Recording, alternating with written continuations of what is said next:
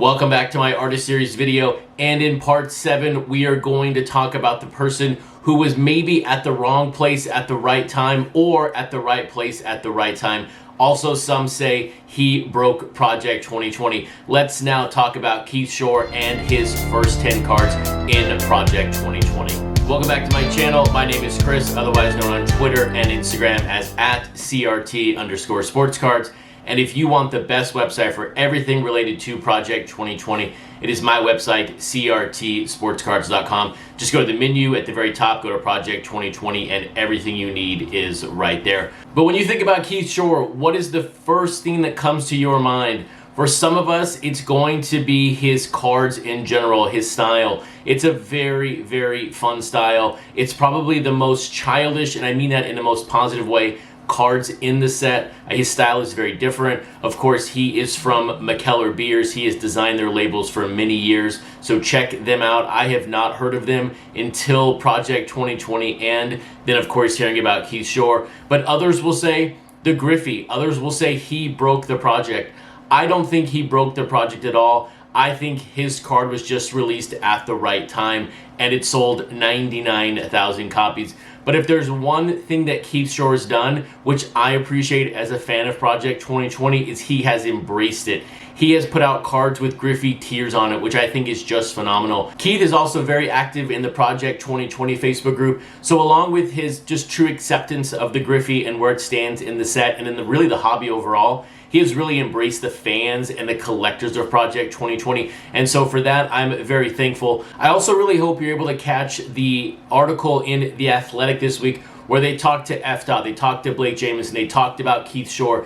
Keith Shore was the main part of the article and the headline of the article. So if you get a few moments and if you're a member of The Athletic, read that article. It's really well done. It's actually fairly long. It's longer than I thought it would be. And if you're not a member of The Athletic, jump on, pay the couple dollars, do the trial period. It's a great website overall. But it's great to see more publicity for this set and specifically for Keith Shore because he means so much to the set with his Griffey at nearly 100,000 copies sold. Now, personally speaking myself, I am not collecting Keith Shore. He's not one of my few top artists in the set, but I do think of him in the top 10 of my overall ranking when it comes to Project 2020 artists. But now let's get to the real meat and potatoes here. Let's take a look at Keith Shore's first 10 cards in Project 2020.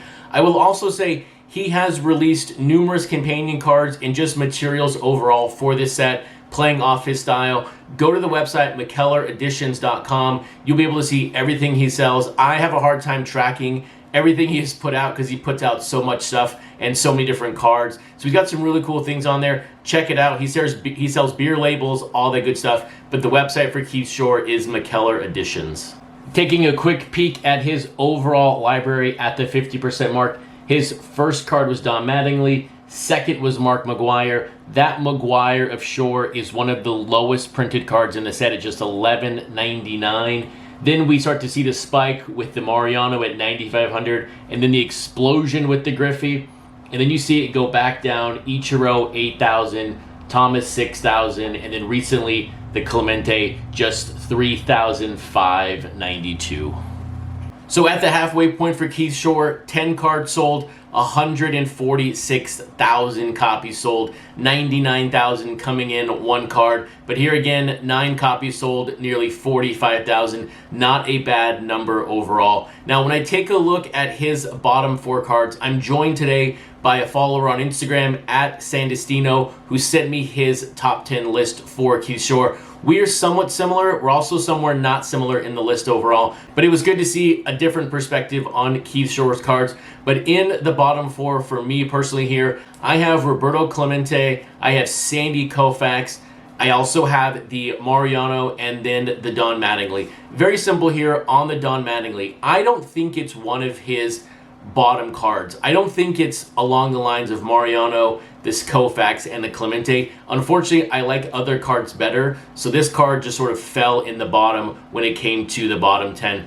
The challenge I had with the Clemente and the Koufax those were horizontal cards. He has just done sort of a portrait mode and made it vertical. Now taking a look at Richard's list and his bottom 4, we match up on 2 of the 4 cards. The 2 we match up on are that Clemente and that Koufax. He said very simple, portrait mode, more could have been done. So I think him and I are in alignment that these horizontal cards could have been fantastic when you think about Keith Shore's style. The other 2 in his bottom 4 are the Ichiro. He says it's not a bad card, but I think it's also like my perspective on the Mattingly. It's not one of the bottom cards, but there are so many cool cards ahead of it. It just kind of got nudged into the bottom. And then his 4th card in the bottom, in no particular order, is the Mark McGwire. He thinks that the McGwire and the Mattingly are very similar, but the headshot on the Mattingly is what nudged out ahead of this card and made this card go into the bottom 4. But now let's talk about card 6, 5, and let's figure out what is my number 1 card and what is Richard's number 1 card for Keith Shore at the 50% mark. Now coming in the 6th spot on Richard's list, we do have that Mariano. And he says very simply, this is his least favorite player in the set. Also, it's his least favorite card of the set. But he did think Shore crushed it with the Yankee shirt, and he likes it overall. So that is why that card made the 6th spot and not the bottom 4. For me, on the Griffey, it's very simple. Yes, I'm a Mariners fan, but I'm a Mariners fan over Griffey, over Ichiro. And there are very few Mariner cards I like in the set. This card is historic. But I think when you look at Keith Shore's work overall, there are some more great cards ahead of it when you think of the playing of the background and what he's done with these cards. So for me, this card can never be in the bottom, but it's not right now at the moment one of his best works.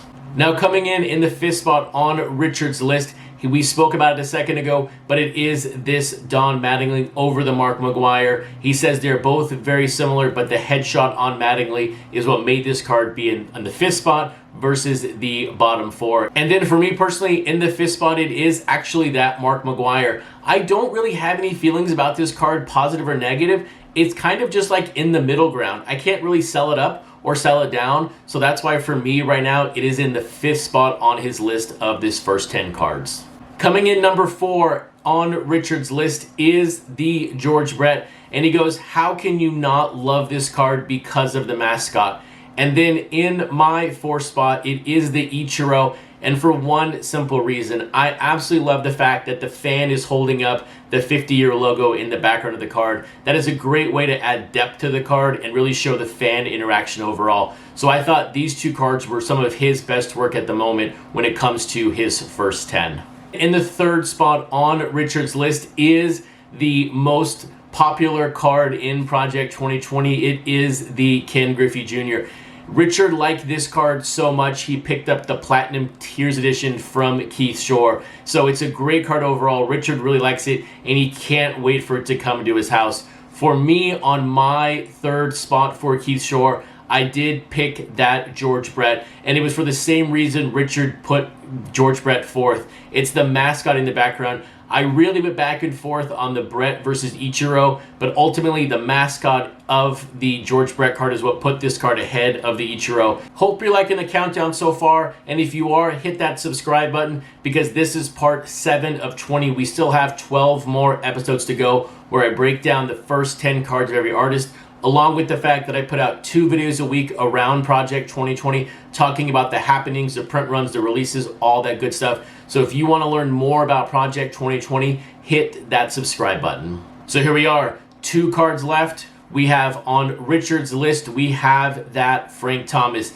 and a couple of reasons he really liked this card. And he also said it flip-flopped between this card and the Griffey. So this card could have been 3, Griffey could have been 2. Of course, I had Griffey down in the 6th spot. But on the Frank Thomas, a couple things of note. He really liked the fact that Bo Jackson was included and the fact that Keith Shore was the first artist to include a no name on front reference to his Era rookie card from the original release. So great card overall. Richard really likes this Frank Thomas. And then on my list, it is the Bob Gibson. I think this is one of the most iconic cards in the set. It caused so much laughter in the moment, but when you think of this card, you know where it is, you know who it is. It's just the pink, the face, everything about it is just fantastic. I could talk about this card for so many weeks and days ahead. I think it's just a great card in the set overall. I don't own a copy. I need to go back and buy a copy just say I own one, but I think this is a great card overall in the set. Now coming in the number one spot for Richard, his favorite card at the 50% mark, it is that Bob Gibson. He said he was a Keith Shore fan from the start, and this card, just like I said a second ago, the notoriety of it, the collectability of it is just so great. So for me personally, it's great to see Bob Gibson on his list be number one because this card is just so great overall. And then for me, on his number one card, the only card left on the list is that Frank Thomas.